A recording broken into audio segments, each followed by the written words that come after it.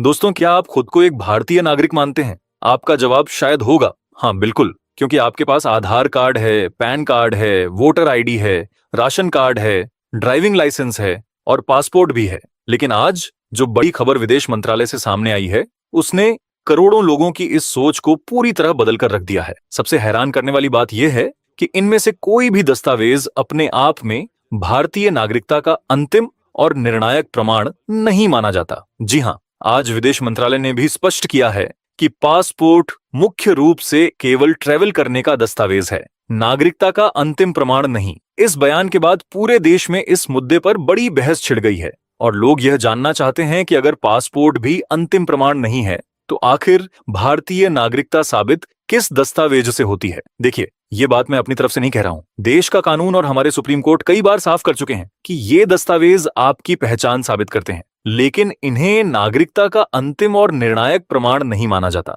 ऐसे में सबसे बड़ा सवाल यही उठता है कि अगर ये सभी दस्तावेज नागरिकता साबित नहीं करते तो फिर आखिर वह कौन सा कागज है जो वास्तव में आपकी भारतीय नागरिकता का असली सबूत माना जाता है। तो आज के इस वीडियो में मैं आपको उसी सबसे महत्वपूर्ण दस्तावेज के बारे में विस्तार से बताऊंगा। ऐसा दस्तावेज जिसे देखने के बाद किसी भी सरकारी अधिकारी के सामने आपकी नागरिकता को लेकर सवाल कभी खड़े नहीं किए जा सकते। इस दस्तावेज को बनवाने की एक वजह यह भी है कि देश के 22 राज्यों में SIR प्रक्रिया शुरू होने वाली है, तो उस समय ही आपको इस दस्तावेज की जरूरत पड़ेगी। तो आप कृपया इस वीडियो को बिल्कुल ध्यान से देखिए, क्योंकि इसमें मैं पूरी जानकारी बेहद आसान भाषा में समझाने वाला हूं, ताकि नागरिकता से जुड़ी हर गलतफहमी और हर सवाल हमेशा के लिए खत्म हो जाए। वीडियो पूरा देखने के बाद आपको साफ समझ आ जाएगा कि कौन सा दस्तावेज सबसे ज्यादा महत्व रखता है और किन कागजों को लेकर लोग वर्षों से भ्रम में जी रहे हैं। लेकिन इससे पहले इस फैसले को लेकर आपकी क्या राय है,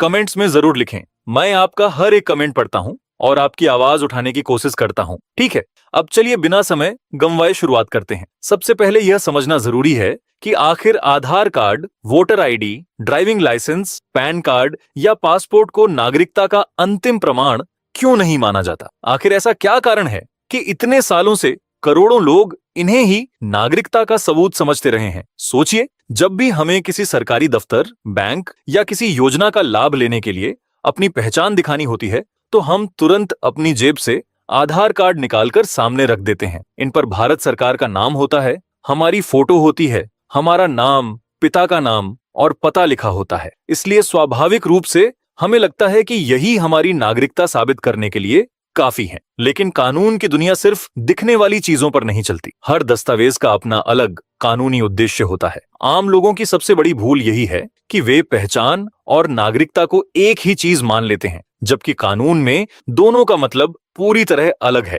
पहचान का अर्थ सिर्फ इतना होता है कि आप कौन हैं, आपकी उम्र क्या है, आपकी फोटो और बायोमेट्रिक जानकारी क्या है और आप इस समय किस पते पर रह रहे हैं। यही वजह है कि Aadhaar card, PAN card, voter ID या दूसरे पहचान पत्र बनाए जाते हैं, ताकि आपकी पहचान स्थापित हो सके। इसके अलावा सरकारी योजनाओं का लाभ सही व्यक्ति तक पहुंचे और रोजमर्रा के काम आसानी से पूरे हो सकें।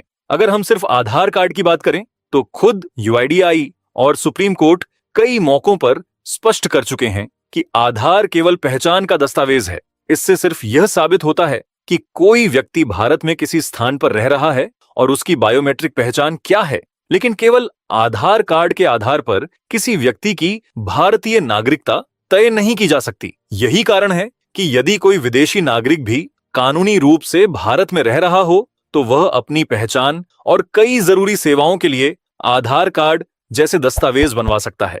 लेकिन इसका मतलब यह बिल्कुल नहीं होता कि वह केवल उन दस्तावेजों के आधार पर भारत का नागरिक बन गया। असल में नागरिकता एक अलग और बेहद गंभीर कानूनी विषय है, जिसका सीधा संबंध संविधान, नागरिकता कानून और देश की संप्रभुता से होता है। इसलिए सिर्फ जेब में मौजूद कुछ पहचान पत्रों के आधार पर नागरिकता का दावा करना सही नहीं माना जाता। अब देखिए, आजादी के बाद भारत में नागरिकता को लेकर जो कानून बनाया गया था, उसमें समय समय पर कई बदलाव किए गए। इन्हीं में सबसे बड़ा बदलाव 1986 में हुआ था, जब सिटीजनशिप एक्ट में संशोधन किया गया। ये सिर्फ किसी कानून की किताब में जोड़ी गई एक नई लाइन नहीं थी, बल्कि इस बदलाव ने यह तय करने का तरीका बदल दिया कि आखिर भारत का नागरिक किसे माना जाएगा। इसके बाद यह संशोधित नियम 1 जुलाई 1987 से पूरे देश में लागू कर दिया गया। यानी इस तारीख से पहले और इसके बाद जन्म लेने वाले लोगों के लिए नागरिकता के नियम अलग अलग हो गए। सरल भाषा में समझें तो अगर किसी व्यक्ति का जन्म 1 जुलाई 1987 से पहले भारत में हुआ है तो उस समय लागू कानून के अनुसार केवल भारत में जन्म लेना ही उसे भारतीय नागरिक मानने के लिए पर्याप्त था। यानी उस दौर में किसी व्यक्ति को अपने माता पिता की नागरिकता या उनके दस्तावेज दिखाने की जरूरत नहीं पड़ती थी। उसका जन्म भारत में हुआ है, यही बात उसे नागरिकता का अधिकार देने के लिए काफी मानी जाती। लेकिन यहीं से कानून का दूसरा और महत्वपूर्ण हिस्सा शुरू होता है। 1 जुलाई 1987 या उसके बाद जन्म लेने वाले लोगों के लिए सिर्फ भारत में पैदा होना पर्याप्त नहीं रहा। नए नियम के मुताबिक ऐसे व्यक्ति को भारतीय नागरिक तभी माना जाएगा जब उसके जन्म के समय उसके माता या पिता में से कम एक भारतीय नागरिक हो। यानी इस तारीख के बाद नागरिकता के नियम पहले की तुलना में अधिक स्पष्ट और सख्त हो गए। यही वजह है कि 1987 की यह तारीख आज भी इतनी महत्वपूर्ण मानी जाती है। अगर आपका या आपके माता पिता का जन्म इस तारीख से पहले हुआ है तो आपके मामले में कानून अलग तरीके से लागू होता है। वहीं इसके बाद जन्मी पीढ़ी के लिए नागरिकता साबित करने के नियम अलग हो जाते हैं। दुर्भाग्य से अधिकांश लोगों को इस कानूनी अंतर की जानकारी ही नहीं होती, जिसके कारण कई बार सरकारी दफ्तरों में अनावश्यक भ्रम और परेशानी का सामना करना पड़ता है। अब सवाल आता है कि आखिर ऐसा कौन सा दस्तावेज है जिसे सबसे मजबूत प्रमाण माना जाता है? अगर किसी सरकारी अधिकारी, जांच एजेंसी या अदालत के सामने नागरिकता से जुड़ा सवाल खड़ा हो जाए तो कौन सा कागज सबसे अधिक महत्व रखता है? दोस्तों, इस सवाल का जवाब है जन्म प्रमाण पत्र यानी बर्थ सर्टिफिकेट। सरकारी रिकॉर्ड में दर्ज जन्म प्रमाण पत्र वह दस्तावेज है जो यह प्रमाणित करता है कि आपका जन्म कब हुआ, किस तारीख को हुआ और भारत में किस स्थान पर हुआ। यही वजह है कि नागरिकता से जुड़े मामलों में यह दस्तावेज बेहद महत्वपूर्ण माना जाता है। अगर किसी व्यक्ति का जन्म 1 जुलाई 1987 से पहले हुआ है और उसके पास उस समय का वैध जन्म प्रमाण पत्र मौजूद है या उसका रिकॉर्ड नगर निगम, नगर पालिका, ग्राम पंचायत या संबंधित सरकारी कार्यालय में दर्ज है, तो यह दस्तावेज उसके जन्म का सबसे मजबूत सरकारी प्रमाण माना जाता है। ऐसे रिकॉर्ड भविष्य में किसी भी कानूनी प्रक्रिया में बेहद उपयोगी साबित हो सकते हैं। हालांकि यहाँ एक बात जरूर समझना जरूरी है कि सिर्फ जन्म प्रमाण पत्र होने का मतलब हर स्थिति में अपने आप नागरिकता साबित हो जाना नहीं है। नागरिकता से जुड़े मामलों में कौन सा दस्तावेज पर्याप्त होगा, यह संबंधित कानून, परिस्थितियों और सरकारी प्रक्रिया पर भी निर्भर करता है। इसलिए किसी विशेष मामले में अंतिम निर्णय संबंधित प्राधिकरण ही करता है। अब मुझे पता है कि इस समय बहुत से लोगों के मन में एक और सवाल जरूर आ रहा होगा,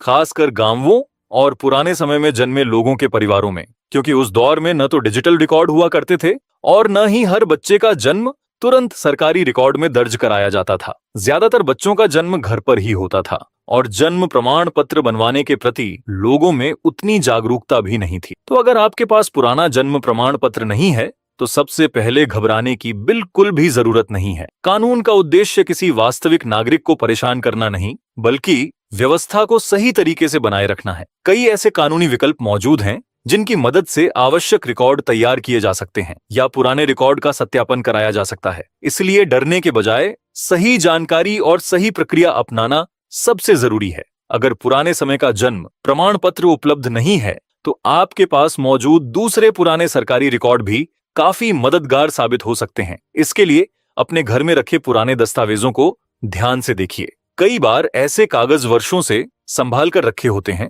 जिनकी अहमियत हमें बाद में समझ आती है। इनमें सबसे महत्वपूर्ण दस्तावेजों में आपके पुराने स्कूल के रिकॉर्ड शामिल हो सकते हैं, जैसे स्कूल छोड़ने का प्रमाण पत्र, ट्रांसफर सर्टिफिकेट, बोर्ड का प्रमाण पत्र या अन्य शैक्षणिक रिकॉर्ड जिनमें जन्म तिथि और जन्म स्थान दर्ज हो। इसी तरह परिवार से जुड़े पुराने भूमि रिकॉर्ड, राजस्व अभिलेख, रजिस्ट्री, खतौनी, खसरा या दूसरे सरकारी रिकॉर्ड भी कई परिस्थितियों में उपयोगी साबित हो सकते हैं। अगर आपके परिवार का नाम वर्षों पुराने सरकारी रिकॉर्ड में दर्ज है तो यह आपके परिवार के लंबे समय से उस क्षेत्र में रहने का प्रमाण हो सकता है। इसके अलावा पुराने मतदाता सूची में दर्ज नाम भी कई मामलों में सहायक दस्तावेज के रूप में काम आ सकते हैं। यदि जन्म प्रमाण पत्र उपलब्ध नहीं है तो संबंधित राज्य के नियमों के अनुसार स्थानीय नगर निगम, नगर पालिका, ग्राम पंचायत या जन्म मृत्यु पंजीकरण कार्यालय में जाकर पुराने रिकॉर्ड के आधार पर जन्म का पंजीकरण या रिकॉर्ड